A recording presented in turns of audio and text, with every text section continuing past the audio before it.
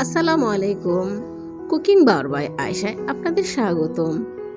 এবারের ঈদে কিন্তু আমরা এই ঝটপট চিকেন দম বিরিয়ানিটা তৈরি করে ফেলতে পারি, কারণ ঈদে যতটা ঝামেলা ছাড়া রেসিপি তৈরি করা যায়। তাই কথা না বাড়িয়ে রেসিপিতে চলে যাব।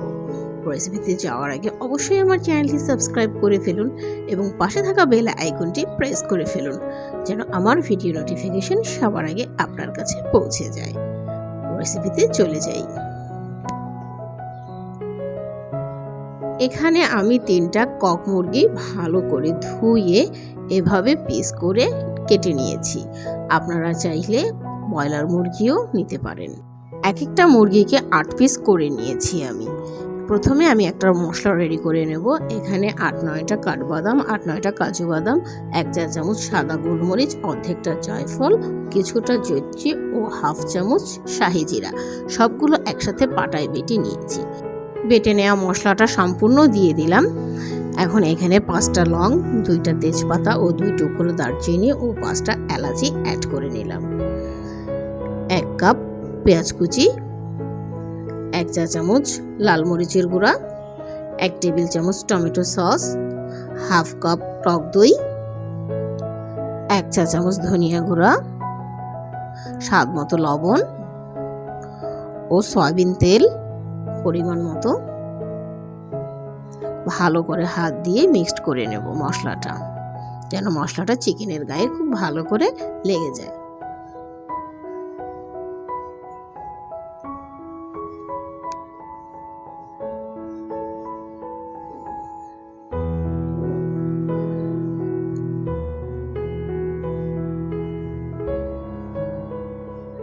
এখন সামান্য একটু পানি হাত দিয়ে ধুয়ে আমি অ্যাড করে নেব।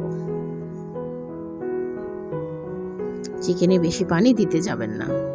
চিকেনে বেশি পানি দিতে যাবেন না, রান্নার সময় কিন্তু খুলে যাবে। এখন ঢাকনা দিয়ে ঢেকে চুলায় বসিয়ে দেব, অপেক্ষা করব বলক আসা পর্যন্ত। ফিরে এলাম বলক আসার পর। চিকেনে বলক চলে এসেছে। আমি এখন ভালো করে একটু নেড়ে দেব, কারণ কক মুরগি সিদ্ধ হতেও কিন্তু বেশিক্ষণ লাগে না।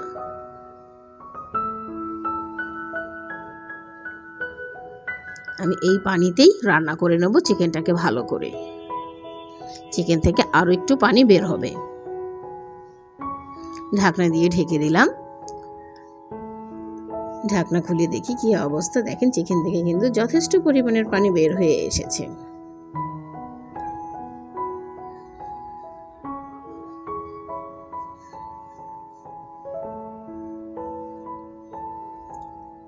একটু ভালো করে নেড়ে চেড়ে আবার ঢাকনা দিয়ে ঢেকে দেব।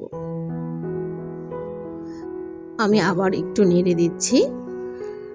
চিকেনটা কিন্তু আমার 80% সিদ্ধ হয়ে গিয়েছে। আমি এভাবেই ঢাকনা খুলে এখন রান্না করে নেব মশলাটা ঘন হওয়া পর্যন্ত। আর কিছুক্ষণ পর পর অবশ্যই একটু নেড়ে দেব, যেন নিচে না লেগে যায়।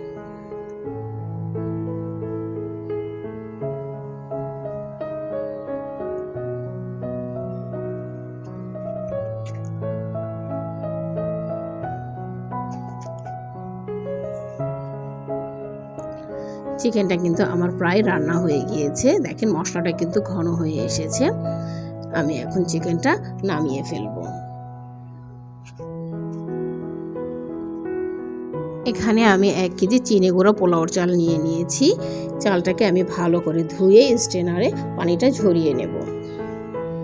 চুলায় একটা পাতিল বসিয়ে নিয়েছি এবং যথেষ্ট পরিমাণের তেল অ্যাড করে নিচ্ছি। তেলটা হালকা গরম হয়ে আসলে 3 টুকরা দারচিনি, 2টা এলাচি ও কিছুটা গোলমরিচ, 4-5টা লং ও 4-5টা এলাচি অ্যাড করে নেব ও হালকা ভেজে নেব। এখন একটা পেঁয়াজ কুচি অ্যাড করে দিলাম। একসাথেই আমি ভেজে নেব।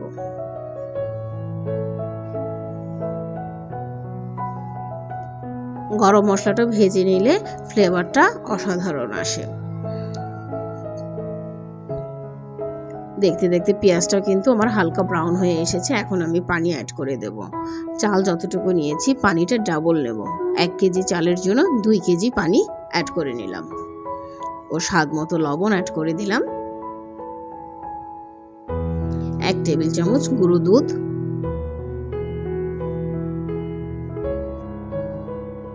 দিয়ে খুব ভালো করে পানির সাথে মিশিয়ে নেব। 1/4 কাপ ঘি অ্যাড করে দিলাম ও কিছুটা কাঁচামরিচ এবং লাল মরিচ অ্যাড করে নিলাম, কিছুটা কিশমিশ অ্যাড করে নিলাম ও ঢাকনা দিয়ে ঢেকে দিব। বলক আসা পর্যন্ত অপেক্ষা করব। পানিতে বলক চলে এসেছে। আমি যে চালটা ঝরিয়ে রেখেছিলাম পানি, চালটা আমি অ্যাড করে নেব। একটু নেড়ে চেড়ে পানির সাথে মিশিয়ে নেব। এখন লবণটা আমি একটু চেক করে নেব। পানিতে যদি লবণ ঠিক হয় তাহলে পোলাওতেও লবণ ঠিক হবে। ঢাকনা দিয়ে ঢেকে দিলাম, বলক চলে এসেছে। আমি আবার একটু নেড়ে দেব। 1/2 টেবিল চামচ কেওড়া জল অ্যাড করে নিলাম ও আবার একটু মিশিয়ে দিলাম ও ঢাকনা দিয়ে ঢেকে দেব কিছুক্ষণ দমে রাখার জন্য। ঢাকনা খুলে দেখি কি অবস্থা। দেখেন অনেকটা পানি কিন্তু টেনে নিয়েছে এবং 80%ও চালটা হয়ে গিয়েছে। এভাবে চালটা ভিজা ভিজা থাকা অবস্থাতেই এখান থেকে বেশি অর্ধেক চালই আমি একটা বলে তুলে নেব।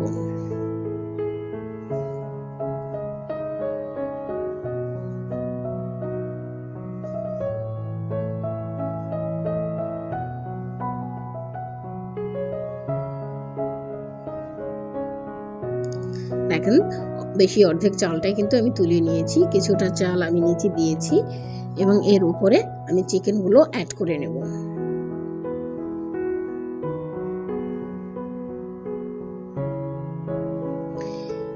একটু খুন্তির সাহায্যে আমি চারদিকে মাংসগুলো ছড়িয়ে দিব।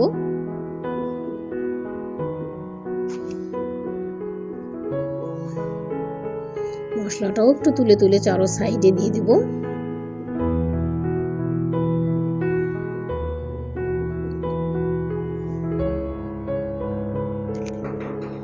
এখন যে চালগুলো তুলে রেখেছিলাম সবটুকুই আমি অ্যাড করে নেব ও একটা খুন্তির সাহায্যে চারো সাইডে সমান করে নেব।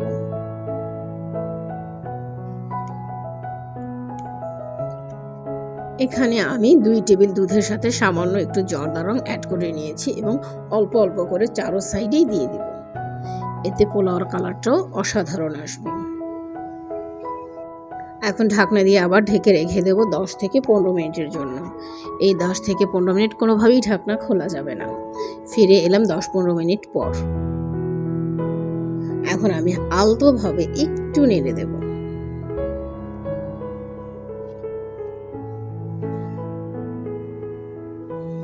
আমাদের পোলাওটা কিন্তু প্রথমে 80% হয়ে গিয়েছিল আর এই 10-15 মিনিটের মধ্যে পুরাটাই হয়ে গিয়েছে। দম বিরিয়ানিটি কিন্তু পুরোটাই রেডি। দেখেন দেখেই মনে হচ্ছে কতটা ঝরঝরে হয়েছে। হয়ে গিয়েছে আমার চিকেন দম বিরিয়ানি। ফিরে আসছি সার্ভ করে। আমি একটা প্লেটে সার্ভ করে নিয়েছি। দেখেন কতটা সুন্দর কালার এসেছে। আমি সালাদের সাথেই সার্ভ করে নিয়েছি। পোলাও বিরিয়ানি কিন্তু সালাদ ছাড়া একেবারেই অপূর্ণ। চেষ্টা করেছি খুবই সহজভাবে দেখানোর জন্য। এই রেসিপিটি কিন্তু আমরা ঈদের লাঞ্চের জন্য রাখতে পারি। আমার রেসিপিটি যদি ভালো লেগে থাকে অবশ্যই লাইক, কমেন্ট ও শেয়ার করে দেবেন। আপনাদের এক একটা লাইক কমেন্ট আমার কাছে খুবই গুরুত্বপূর্ণ। আপনাদের লাইক কমেন্টগুলো আমাকে উৎসাহিত করে নতুন রেসিপি তৈরি করার জন্য। আজ এই পর্যন্তই। সবাই ভালো থাকবেন। ঈদের শুভেচ্ছা রইল সবার জন্য। আবার দেখা হবে নতুন কোনো রেসিপির সাথে। আল্লাহ হাফেজ।